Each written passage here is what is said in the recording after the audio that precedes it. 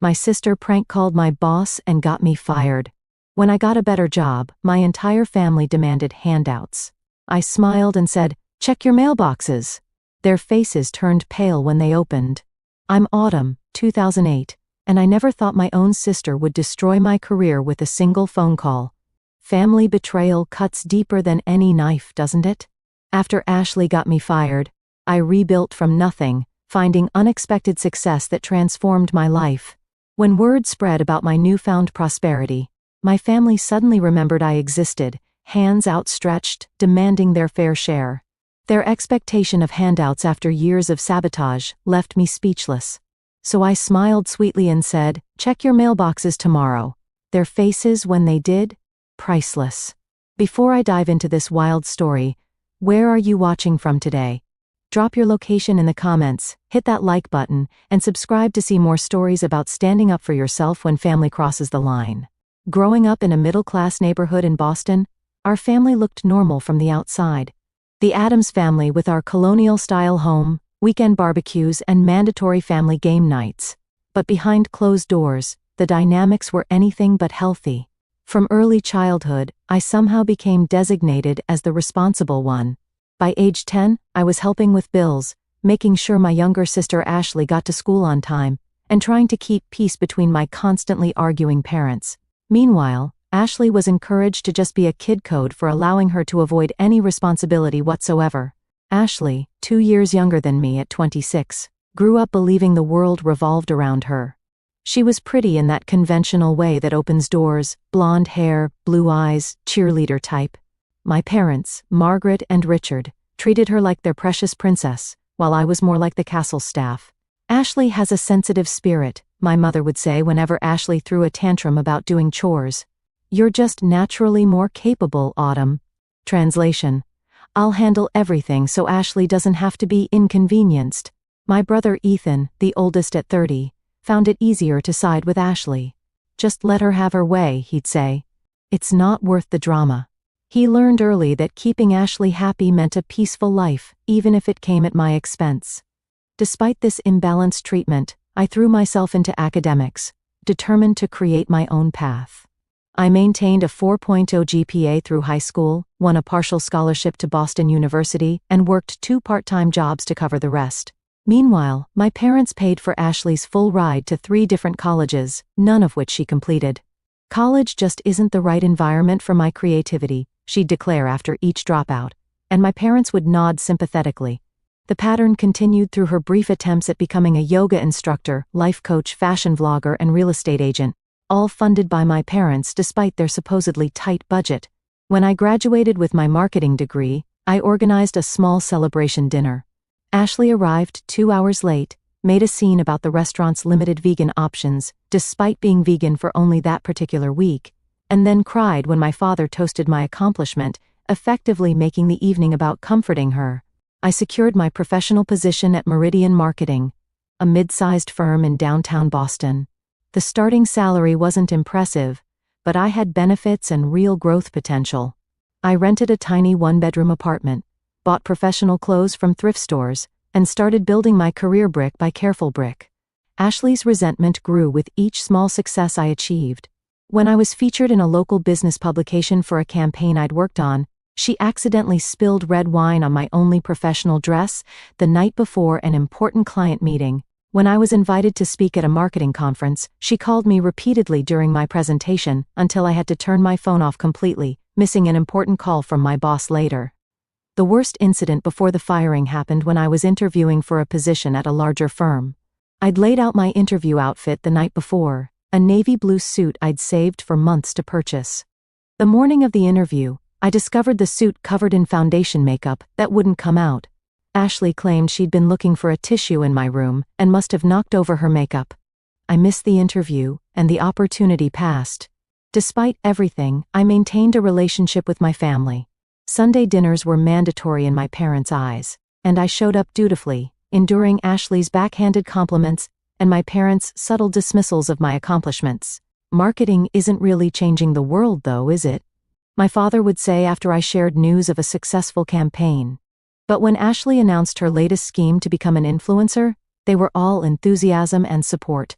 I maintained the peace, swallowed my frustrations, and focused on building my career at Meridian. After 2 years of consistent performance, I was being considered for a junior management position. The promotion would mean a significant salary increase, more creative control, and validation that my hard work was paying off. I had no idea that Ashley had been watching my progress with growing bitterness, or that she was about to take drastic action to derail everything I'd worked so hard to build. After 2.5 years at Meridian Marketing, I was finally hitting my stride. My client retention rate was the highest in the department, and I'd brought in 3 new major accounts in the past quarter alone. My boss, Victoria Pearson, had started inviting me to leadership meetings, dropping hints about my future with the company. The promotion to junior marketing director was within reach. The position had opened when Derek, my mentor at the company, accepted a position with a firm in Chicago. Victoria had asked me to prepare a presentation outlining my vision for our department's future, essentially an audition for the role. I spent weeks preparing, staying late at the office, fine-tuning every slide, and practicing my delivery until I could present it in my sleep. The presentation was scheduled for a Thursday morning meeting with the executive team. Wednesday night, I called my family to cancel our usual Sunday dinner, explaining that I needed the weekend to prepare for my presentation. "Of course your job comes," my mother said, with that familiar passive-aggressive sigh. Ashley was planning to announce some big news, but I suppose that can wait. I felt the familiar guilt rising but stood my ground. "This is really important, Mom. I'll make it up to Ashley next weekend." Later that night, Ashley called. "Way to ruin my special announcement," she said without preamble. "I'm sorry, Ash. What's your news? Wouldn't you like to know?" she snapped. "Some sister you are. Always thinking about yourself and your precious career." I tried explaining how important this presentation was, but she hung up on me. I felt uneasy as I went to bed but pushed the feeling aside. I needed to focus on tomorrow. Thursday morning, I woke early, put on my best suit, a charcoal gray one I'd splurged on for important client meetings, and headed to the office an hour early to set up the conference room. When I swiped my keycard at the building entrance, the security panel flashed red. Denied. I tried again with the same result. Figuring it was a system glitch, I called up to reception, but Donna, the receptionist, sounded strange. "I'm sorry, Miss Adams, but I've been instructed not to let you in. Miss Pearson would like you to call her directly." Confused and increasingly alarmed, I called Victoria. Her normally warm voice was ice cold. "I'm extremely disappointed in you, Autumn. After everything we've built, to throw it away like this is beyond unprofessional." "Victoria, I don't understand." "Don't insult me by pretending. You called me at 11:30 last night, clearly intoxicated, saying you were quitting effective immediately. You said, and I quote, 'The company is a joke, and you're the biggest joke of all.' You made racist comments about our clients and said vile things about your colleagues. I recorded the call as company policy requires, so don't bother denying it." My blood ran cold. "Victoria, that wasn't me. I was home preparing for today's presentation. I would never save it, Autumn. Your personal belongings will be couriered to your home address. Your final paycheck will be processed according to state law. Do not attempt to enter the building again, or we will involve security." The call ended. I stood on the sidewalk outside my office building, dizzy with shock and confusion. People I'd worked with for years walked past me, averting their eyes or giving me looks of disgust.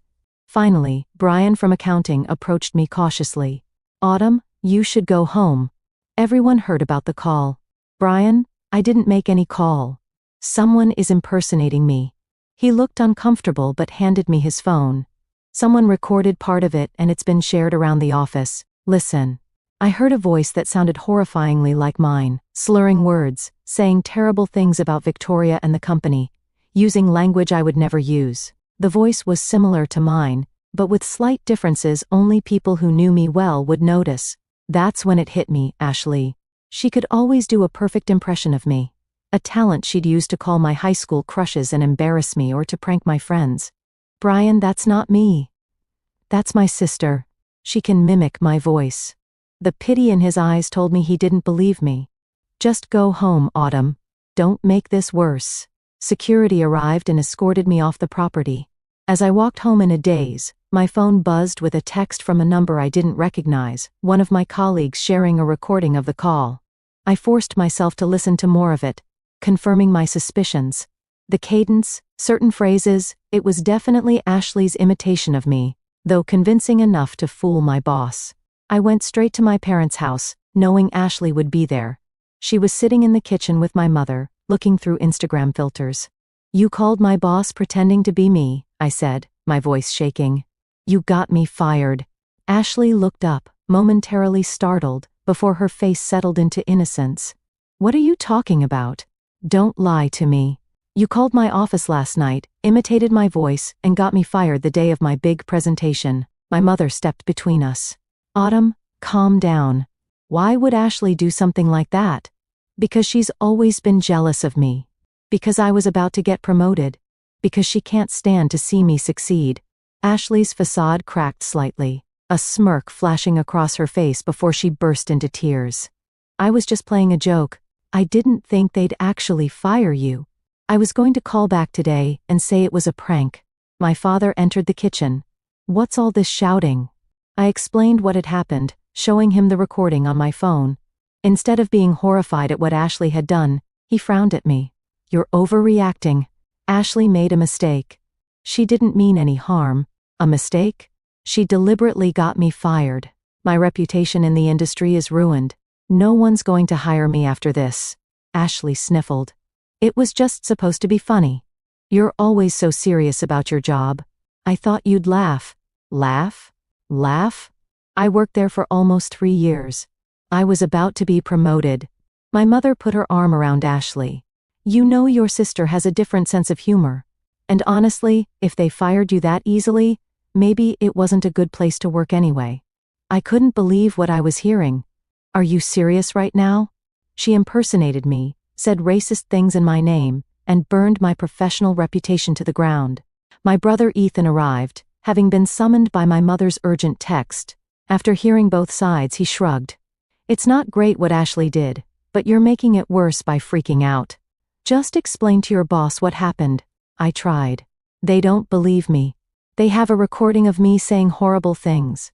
"Then maybe take this as a sign to try something new," my father suggested, as if I'd simply had a minor setback rather than a catastrophic betrayal. "You were always talking about how stressful that job was anyway." I looked at my family, Ashley's crocodile tears, my mother's protective embrace around her, my father's dismissive attitude, Ethan's indifference, and realized a fundamental truth. They would never take my side against Ashley. They would never hold her accountable for anything. "I need you all to acknowledge what she did," I said quietly. "I need an apology, and I need you to understand how serious this is." Instead, I got variations of "you're overreacting. It was just a joke, and you'll find another job." Not one person in my family truly acknowledged the gravity of what Ashley had done. I left their house that day with a clarity I'd never had before. The people who were supposed to love me unconditionally had just conditionally excused the deliberate sabotage of my career. Something fundamental broke inside me, and, paradoxically, something else grew stronger. The weeks following my firing were some of the darkest of my life. I filed for unemployment benefits, but there was a review of my case due to being terminated for cause. My emergency savings covered less than 2 months of expenses, and the Boston rental market wasn't exactly forgiving. I applied for dozens of marketing positions, but word had spread in the tight-knit Boston marketing community. Even when I managed to get interviews, the conversations would inevitably turn awkward. "We heard about an incident at Meridian," one interviewer said delicately. "Would you care to explain that situation?" No matter how I explained, the damage was done. Who would believe it was my sister impersonating me? It sounded like a desperate, implausible excuse. By the 6-week mark, I was skipping meals to stretch my budget and had received a notice from my landlord about my late rent. I avoided my family's calls, unable to bear their dismissive attitude, or Ashley's superficial apologies that always circled back to how I was overreacting. One particularly low evening, sitting at my kitchen table with spreadsheets calculating how many more days I could keep my apartment, I received a text from my mother. "Ashley's moving to New York for an amazing opportunity with a social media company. We're having a celebration dinner Sunday. Your presence is expected. No questions about how I was doing." No acknowledgement of my situation, just a command to celebrate the sister who had destroyed my career. I didn't respond and didn't attend. The next day, I pawned my grandmother's silver bracelet, the one meaningful piece of jewelry I owned, to cover my rent. That afternoon, more out of desperation than networking enthusiasm, I forced myself to attend a free tech industry mixer being held at a co-working space downtown. I couldn't afford new business cards, so I carefully crossed out my Meridian information on my old ones and wrote my personal email. The event was packed with startup employees wearing casual clothes that somehow still looked expensive. I felt conspicuously out of place in my one remaining professional outfit, now slightly too loose, after weeks of budget meals. "You look like you could use this more than me," said a voice beside me. A woman in her 50s with silver-streaked black hair held out a glass of wine. Open bar is the only reason half these people show up anyway. That obvious, I attempted a smile, accepting the glass. "I'm Elaine Winters," she said, extending her hand. "Chief Operating Officer at Nexus Technologies. Autumn Adams. Currently between opportunities. Honest." "I like that." Elaine's sharp eyes assessed me. "What's your field?" I briefly explained my marketing background, carefully avoiding details about how my last position ended. "Interesting. We actually need someone who understands traditional marketing. All these tech kids think social media is the only channel that matters." She pulled out a business card. "We're a Finex startup developing an app that helps people manage shared expenses. Come by tomorrow at 10. I can't promise anything glamorous, but we need smart people who understand how to communicate with audiences over 30. I stared at the card. Just like that. Just like that. I trust my instincts about people. Always have. She gestured around the room. "Everyone here is trying to be someone. You're just trying to survive. That kind of hunger is valuable." The next day, I arrived at Nexus Technologies' office, a converted warehouse space with exposed brick walls and too many plants. The position Elaine offered was several steps down from my previous role, essentially a marketing coordinator when I'd been on track for a directorship. The salary was barely enough to cover my expenses, but it was something. A lifeline when I was drowning. "I should warn you," I said during the interview. "I left my last position under difficult circumstances." Elaine waved this away. "We're a startup. Everyone here has a past. What matters is what you bring to the table now." I accepted the position on the spot. The work was initially mundane, creating basic marketing materials, managing social media accounts, writing blog posts about financial management. But the environment was nothing like Meridian's corporate structure. Ideas were valued regardless of who suggested them. Failures were treated as learning opportunities rather than career-ending mistakes. 3 weeks in, during a brainstorming session about how to market their app to non-tech-savvy users, I suggested developing a series of animated explainer videos featuring relatable characters navigating awkward money situations between friends and family. "That's actually brilliant," said Noah, the skeptical product manager who rarely approved marketing ideas. "We've been so focused on the technical features, we forgot about the emotional component of lending and borrowing." Elaine gave me a small nod of approval, and I felt something I hadn't experienced in weeks: competence, value, purpose. My tiny apartment became my sanctuary. I deleted social media apps to avoid seeing updates from my family or former colleagues. I started journaling to process my feelings of betrayal and abandonment. I adopted a rescue dog, a nervous one-eyed terrier mix named Bella, who had also been discarded through no fault of her own. Gradually, I built a routine. Early mornings with Bella at the dog park, work at Nexus, evenings spent learning about fintech and app development so I could contribute more effectively. I made one friend, Madison, the office manager at Nexus, who invited me to a weekly trivia night at a local pub. "Family drama," she said when I vaguely explained why I always declined invitations that fell on Sundays. "Been there. My brother stole my identity and ran up $20,000 in credit card debt when I was in college." "How did you handle it?" I asked. "Press charges," she said matter-of-factly. "Haven't spoken to him in 7 years. Best decision I ever made." Her straightforwardness was refreshing after years of my family's emotional manipulation. Madison didn't expect me to forgive toxic behavior in the name of family loyalty. 6 months into my time at Nexus, I had paid off the small debts I'd accumulated during unemployment and was starting to rebuild my savings. The company was gaining traction, with user numbers steadily climbing. My explainer video series had received positive feedback and was credited with improving user retention. I still felt the ache of my family's betrayal, but it no longer dominated my thoughts. I was building something new. A life defined by my choices, rather than their expectations. What I didn't realize was that this modest recovery was just the beginning. Nexus Technologies was about to take off in a way none of us anticipated, and my decision to take a chance on a struggling startup was about to change everything. Exactly 6 months and 2 weeks after joining Nexus Technologies, our small team gathered in the conference room for what we thought was a routine meeting. Elaine entered with a bottle of champagne, followed by the CEO, Daniel, who was rarely in the office. "We did it," Elaine announced, popping the cork with practiced ease. "Venture capital funding, $15 million. The room erupted in cheers. For a struggling startup that had been operating on fumes and faith, this was life-changing news. Daniel explained that a major investment firm had been impressed with our user growth and retention rates, metrics directly tied to the marketing strategies I'd implemented. "Your explainer video series sealed the deal," he told me afterward, raising his plastic champagne cup in a toast. "They said it demonstrated we understand our market in a way most fintech companies don't." The funding changed everything.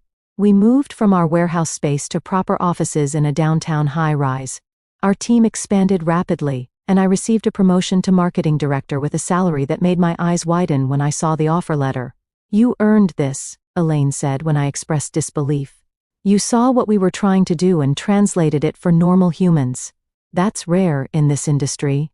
The promotion came with stock options, standard practice in startups, though I hadn't expected to receive such a generous allocation. At the time, they seemed like monopoly money. Nexus was still private, still unproven in the larger market. 9 months later, everything changed again. Our app's user base had grown exponentially, particularly after we added features for roommates and small businesses to manage shared expenses. A major financial technology corporation made an acquisition offer that the board couldn't refuse. The day the acquisition was finalized, Daniel called me into his office. "Your options are fully vested because of the acquisition," he explained. "At the agreed share price, they're worth approximately $2,700,000.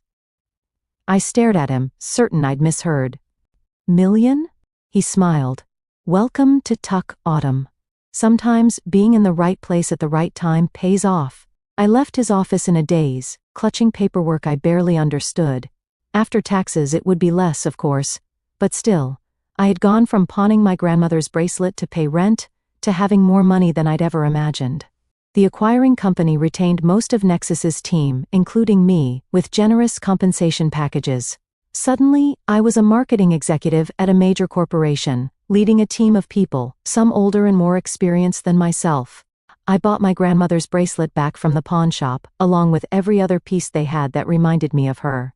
Then, I purchased a beautiful townhouse in Beacon Hill, a historic neighborhood I'd always admired but never imagined I could afford. I furnished it simply but elegantly, creating the peaceful sanctuary I'd always wanted. Bella upgraded from nervous rescue to pampered princess with a custom dog bed in every room and regular appointments with a doggy therapist to work through her anxiety issues. I started seeing a therapist too, working through the complex feelings about my family that resurfaced as my circumstances improved. "You've achieved remarkable success, Doctor," Patterson observed during one session. "How does that feel in the context of your family's lack of support?" "Validating," I admitted, "but also lonely. I wish I had people who truly cared to share it with." This realization led me to focus on building genuine connections. I deepened my friendship with Madison, who had also done well in the acquisition. I joined a photography club, pursuing a passion I'd abandoned years ago. I volunteered walking shelter dogs on weekends, finding purpose, and helping animals like Bella find their forever homes. Throughout this period of transformation, I maintained my distance from my family. I hadn't blocked their numbers, but I rarely responded to their occasional texts. The messages were always surface level anyway. Birthday wishes, holiday greetings, never acknowledgments of past harm or genuine inquiries about my well-being. I did change my email address and moved without providing my new address, quietly disconnecting from their ability to reach me in person. I wasn't hiding exactly, but I needed space to heal and grow without their toxic influence. 16 months after the day Ashley got me fired, I was featured in Boston Business Journal's 40 Under 40 list, highlighting local business leaders making an impact. The article included my photo and a brief profile detailing my role in Nexus's success and subsequent acquisition. 3 days after the article was published, my phone lit up with notifications, texts, calls, emails from every member of my family, suddenly very interested in reconnecting with their long-lost daughter and sister. "So proud of you, sweetheart," my mother texted, as if we'd been in regular contact. "Always knew you'd make it big, sis," from Ethan, who had never once reached out during my unemployment.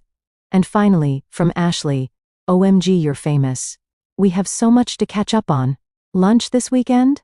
Love you." I placed my phone face down on my desk and took a deep breath. The family that had dismissed my career, enabled my sabotage, and abandoned me in my darkest moment was now eager to bask in the reflection of my success. "Dr. Patterson had warned me this might happen. When you visibly succeed, toxic family members often reappear, not because they've changed, but because they see potential benefit to themselves." I waited a week before responding, using the time to center myself and consult with my therapist. When I finally agreed to meet my family, I was calm, prepared, and protected by the boundaries I'd established in their absence. What I couldn't have anticipated was just how nakedly their financial interests would drive our reunion, or how I would ultimately respond to their demands. The restaurant I chose for our reunion was neutral territory, an upscale bistro downtown, public enough to discourage emotional scenes, but private enough for serious conversation. I arrived early, selecting a corner table with a clear view of the entrance. My parents arrived looking exactly as I remembered, yet somehow smaller. My mother's eyes widened as she took in my appearance, the tailored blazer, the subtle but expensive jewelry, the confident posture that comes from knowing your own worth. "Autumn," she exclaimed, moving in for a hug I didn't return. "You look different." "Professional success agrees with me," I replied, gesturing for them to sit. My father's handshake was firmer than usual. "Always knew you had potential, kiddo. Just needed the right opportunity." The cognitive dissonance was staggering. This was the same man who had dismissed my career ambitions for years, who had told me my firing was probably for the best. Ethan arrived next with a new girlfriend in tow, a wide-eyed woman he introduced as Kayla, who seemed inappropriately excited to meet me given we were strangers. "Autumn's the tech executive I was telling you about," he said, his voice carrying just a bit too far across the restaurant. Finally, Ashley made her entrance 20 minutes late, as usual. She'd lost weight, changed her hair, and was wearing an outfit that looked suspiciously like it had been purchased specifically to impress me. "My successful sister," she squealed, drawing attention from nearby tables. "Look at you. We're practically twins, now that I'm in the corporate world too." I raised an eyebrow. "You're working in corporate now?" "Well, I'm consulting for an influencer marketing agency," she said vaguely. "Very similar to what you do, just more creative." The waiter took our drink orders, sparkling water for me, expensive wine for everyone else. I noticed how my father selected the priciest bottle on the menu without hesitation. The entitlement was already showing.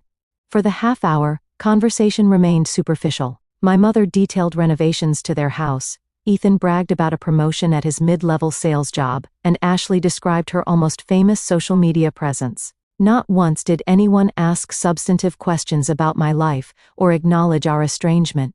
It was during the main course that the true agenda emerged. "So," my father said, refilling his wine glass, "your mother and I have been thinking about retirement." "That's nice," I replied neutrally.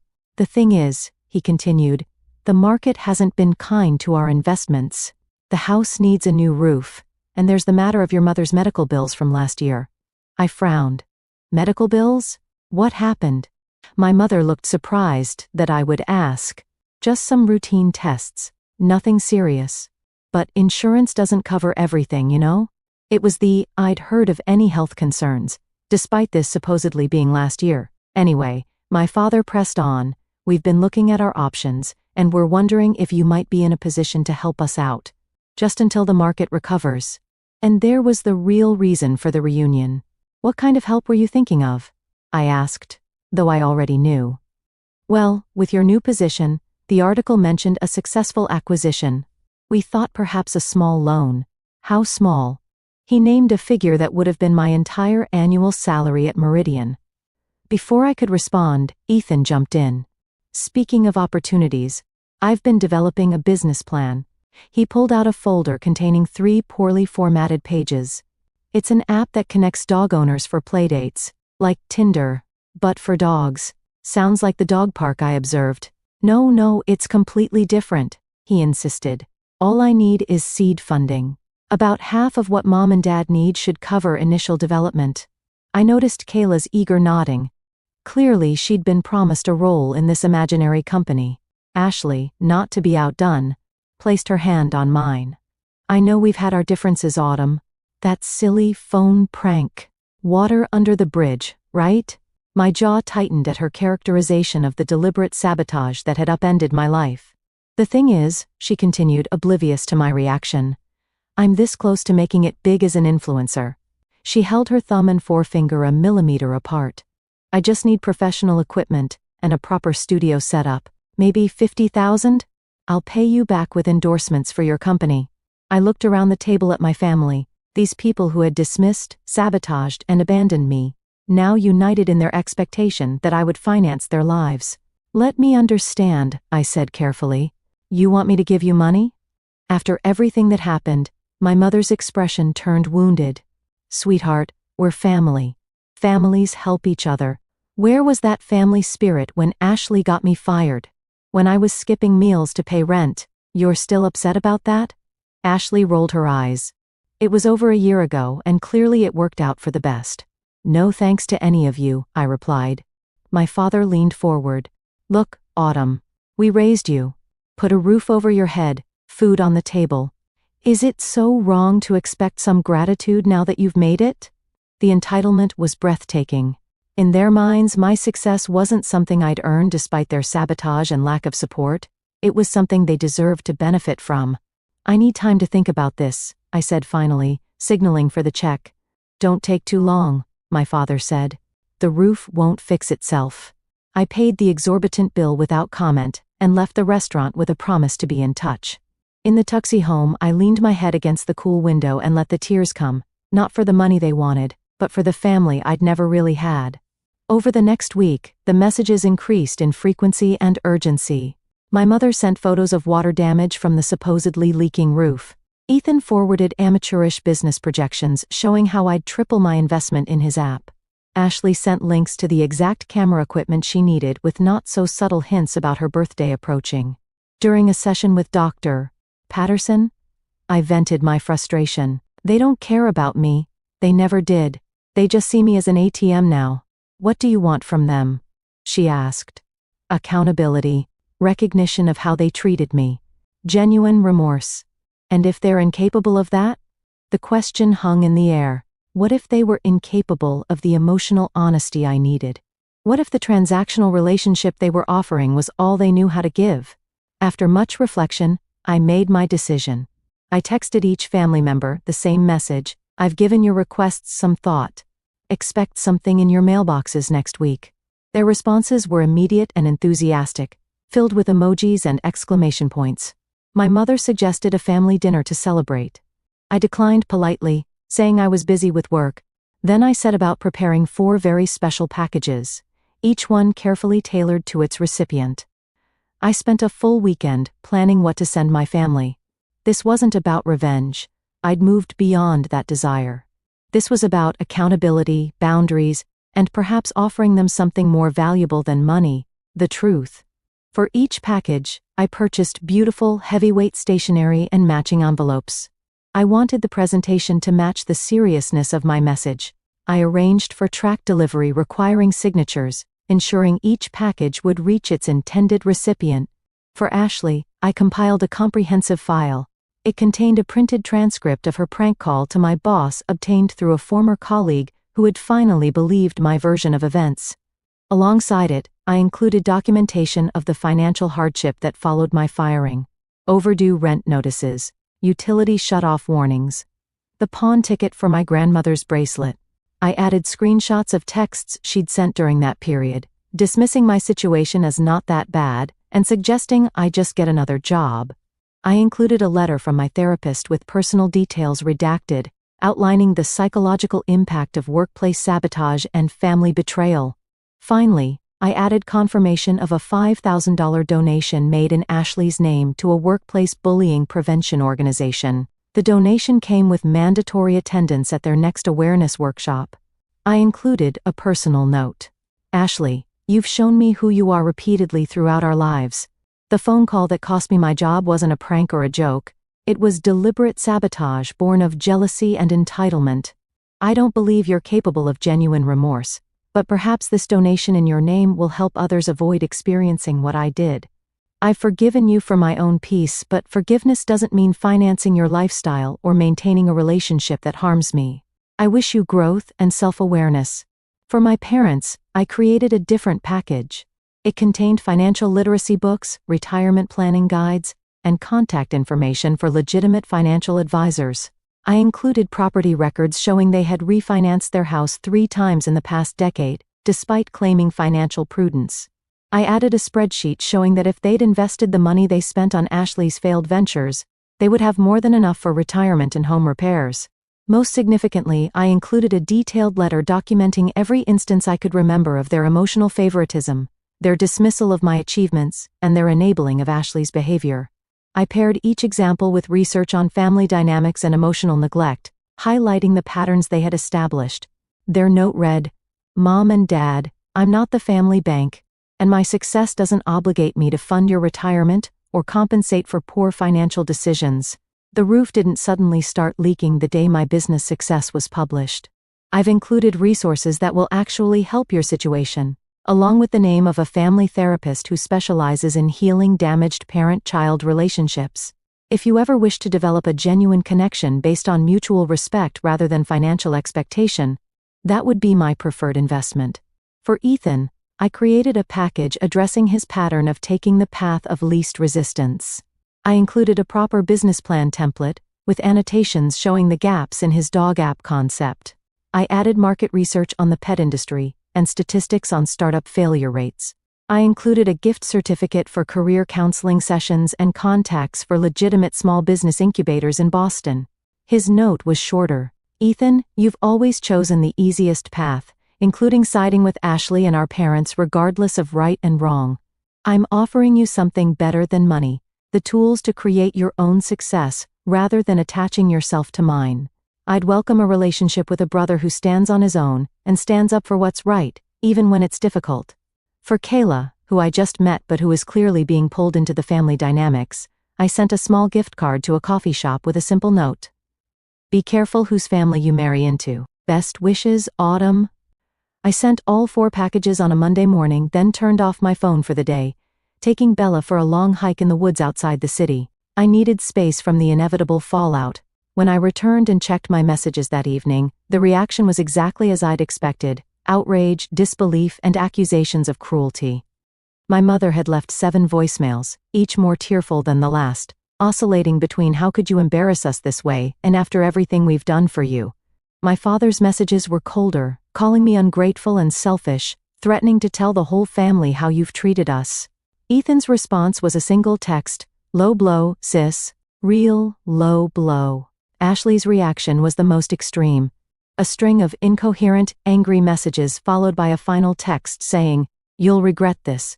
Nobody treats me this way." I felt a strange calm as I listened to and read their responses. Not one of them engaged with the actual content of what I'd sent. Not one acknowledged the patterns I documented or expressed any interest in building a healthier relationship. They were angry because I had refused to be used, nothing more. That night, I sat on my balcony overlooking the Boston skyline, Bella curled contentedly in my lap. I felt lighter somehow, as if I'd put down a heavy burden I'd been carrying my entire life, the burden of seeking approval and love from people incapable of providing it. Dr.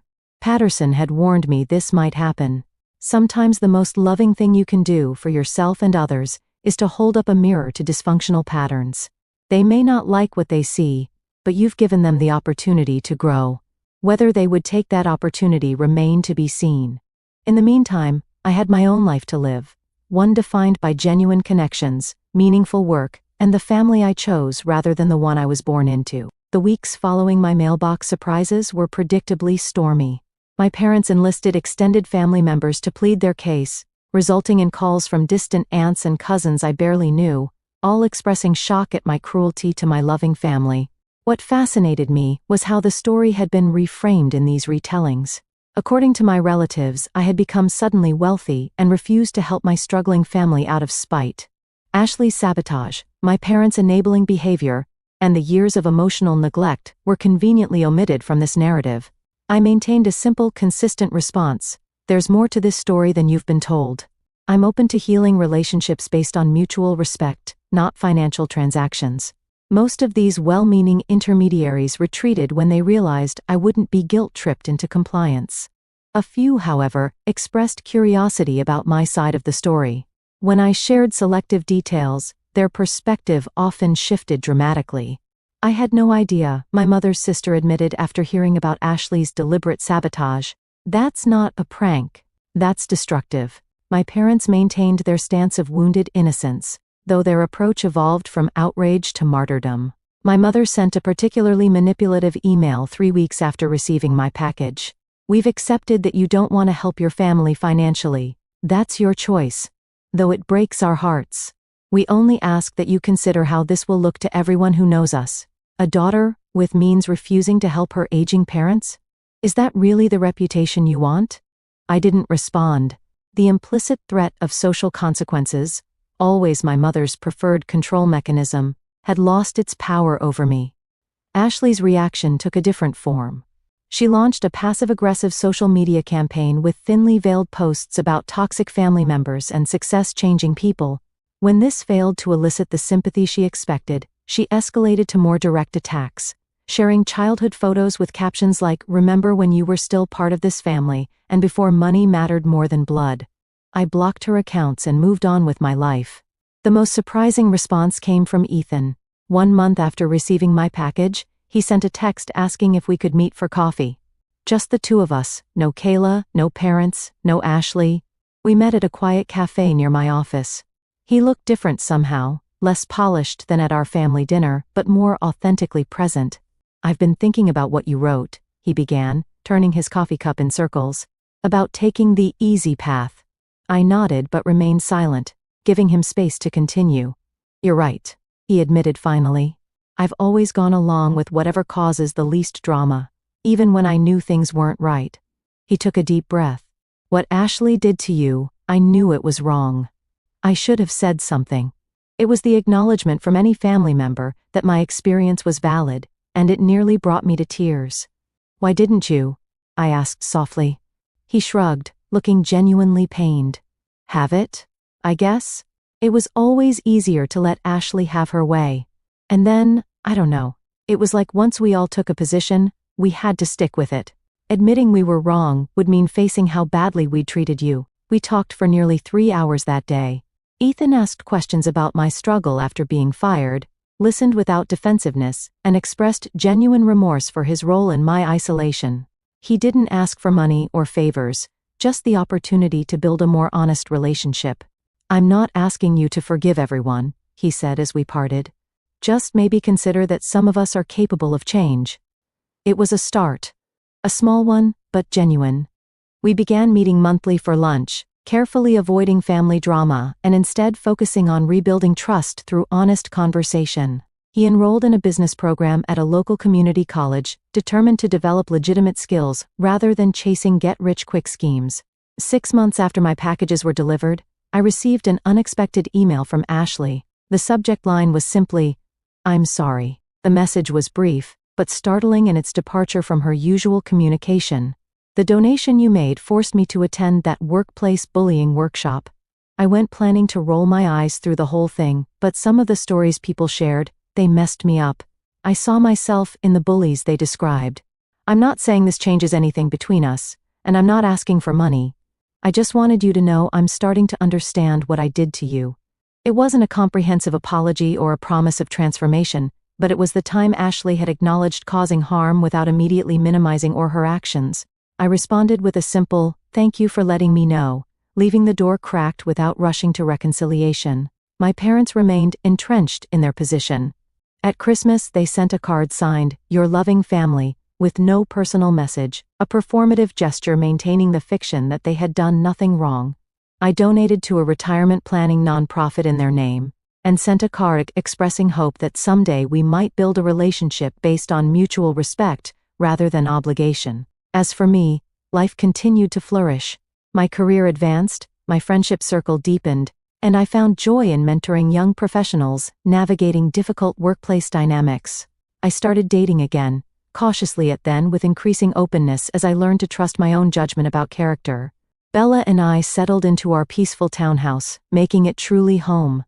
I reclaimed my passion for photography, capturing images that told stories of resilience and connection. Some evenings, sitting in my garden watching Bella chase butterflies, I felt a contentment I'd never known possible, the quiet joy of living authentically, unburdened by the exhausting pursuit of approval from those incapable of giving it. The most profound lesson I learned through this journey wasn't about money or success, or even family dynamics. It was about the liberation that comes from defining your own worth, rather than accepting others' limited valuation. It was about the courage to stand in your truth, even when voices from your past insist you should acquiesce for the sake of peace. True peace, I discovered, doesn't come from appeasing those who would diminish you.